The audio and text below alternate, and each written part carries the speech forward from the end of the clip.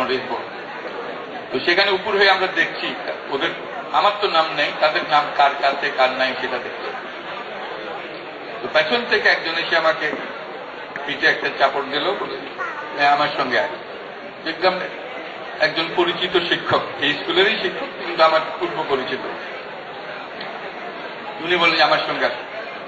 উনি আর কোনো কথা না বলে আমাকে প্রধান শিক্ষকের কামরায় নিয়ে গেলেন, পরিচয় করাই দিলেন। বলছে তুমি যেখানে ভর্তি হতে এসছো? হেডমাস্টার সাহেব জিজ্ঞেস বললেন আমি তো ভর্তি হতে আসিনি, আমি পরীক্ষা দিই নাই। তুমি কি ভর্তি হবে? বললে আমি পরীক্ষা দিই না, আমি ভর্তি কি করে হবো? বলছে না তুমি ভর্তি হয়ে গেছো, তার টাকা নিয়ে এসো, ভর্তি হয়ে যাবে। আমি খুব অবাক করলাম যে এর মধ্যে আমাকে উনি নির্দেশ দিয়ে দিলেন টাকা নিয়ে এসো, ভর্তি হয়েছে। আমি বাড়িতে গিয়ে আব্বাকে বললাম যে এরকম আমাকে তো বলছে যাওয়ার জন্য, উনি তো আমাকে বলে দিলেন যে ওখানে যেতে। আমার বন্ধুরা ওখানে গেছে। আব্বা এইসব বিষয়ে কোনোদিন আমার সঙ্গে দ্বিমত করেন নাই। ঠিক আছে, ওটা যদি পছন্দ হয় তুমি যাও। তো সে আমি নিজে টাকা দিয়ে এসে ভর্তি হয়ে সেই থেকে কলেজের স্কুলের ছাত্র। আমার যত গুরুত্বপূর্ণ ঘটনার সূত্রপাত এই স্কুলে থাকার সময়ই হয়েছে। যেমন স্কাউটিং একটা আমার গুরুত্বপূর্ণ অংশ ছিল। এই স্কাউটিং এর সঙ্গে এত জড়িত হয়ে গিয়েছিলাম যে তার ফলে নানা কাজকর্মের সঙ্গে জড়িত হয়েছি। পূর্ব পাকিস্তান বয় স্কাউট র্যালি হলো, সেটাতে অংশগ্রহণ করলাম। পাকিস্তান র্যালি হলো করাচিতে, সেটা অপূর্ব এক অভিজ্ঞতা। আমরা দল বেঁধে কলেজের স্কুলের ছাত্ররা একসঙ্গে গিয়েছিলাম করাচিতে পাকিস্তান জাম্বুরি করার জন্য।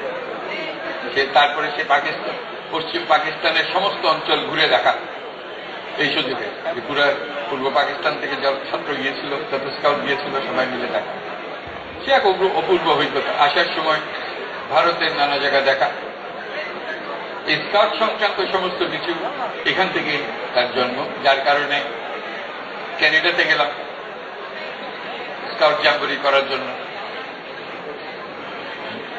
তার ফলে ইউরোপ, সারা ইউরোপ ঘুরলাম, যেটা আমার একটা বইতে এখন, তখন যে ডায়েরি লিখেছিলাম বহুদিন পরে সেই ডায়েরি আবিষ্কৃত হল, সম্প্রতি সেটা প্রকাশিত হয়েছে বালক পরিব্রাজকের কাহিনী হিসেবে।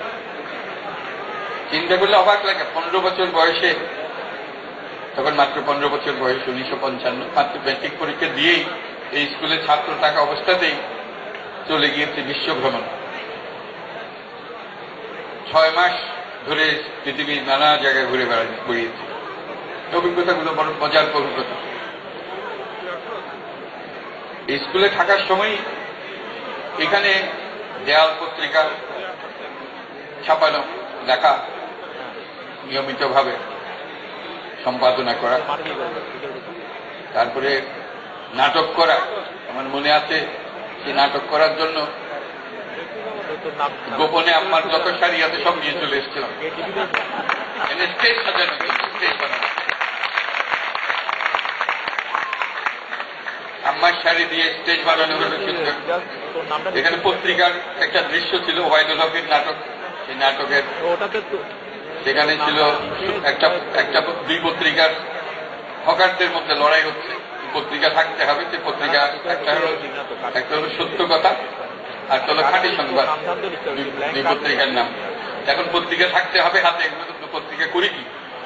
তখন নিজে নিজে, তখন আজাদ পত্রিকা খুব বিখ্যাত ছিল, আজাদ পত্রিকার ট্যাগ দিয়ে একটা করলাম যে সত্য কথা দিয়ে, ওই পত্রিকার উপরে শুধু হেডিং, তার নামের উপরে এটা আটকে দিলাম, তাতে লোকে দেখবো যে এটা সত্য কথা।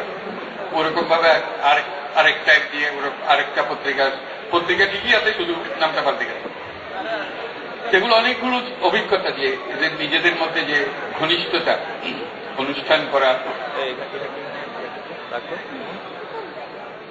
তারপর জেএসসি জুনিয়র ক্যাডেট কো, কারো কাছে মনে আছে কিনা, তখন সবে মাত্র শুরু হয়েছে কলেজের স্কুল। তাকে প্রস্তুতি হিসেবে, জীবনের প্রস্তুতি হিসেবে যত কিছু সম্ভব, এগুলো সব এই অঙ্গনের মধ্যেই তৈরি হওয়া। এটাই আমাদের সারাক্ষণের বিষয় ছিল। এখানে আশেপাশে যত দোকানপাট আছে, সেদিকে বুক স্টল আছে, সবগুলোর সঙ্গে পরিচয়। তখন লাইব্রেরি সপ্তাহে একটা দিন লাইব্রেরির জন্য বরাদ্দ থাকতো। আমার দায়িত্ব ছিল বইগুলো ইস্যু করা, বইগুলো ফেরত নেওয়া। যেহেতু আমার একচ্ছত্র অধিকার ছিল বইয়ের উপরে, কাজে আমার সুযোগ ছিল যত ইচ্ছা বই আমি পড়তে পারতাম, নিয়ে যেতে পারতাম। এই সুযোগে অনেক বই পড়ারও সুযোগ হয়েছে। এইসব লাইব্রেরি এবং সাপ্তাহিক বই বন্টন এগুলো আর আছে কিনা জানি না, কিন্তু আমাদের কাছে খুব একটা মুহূর্ত ছিল যখন আমরা সবাই মিলে কুমড়ি খেয়ে পড়তাম বই, কার কোন বইটা কে নিয়ে যাবো এটা চলে।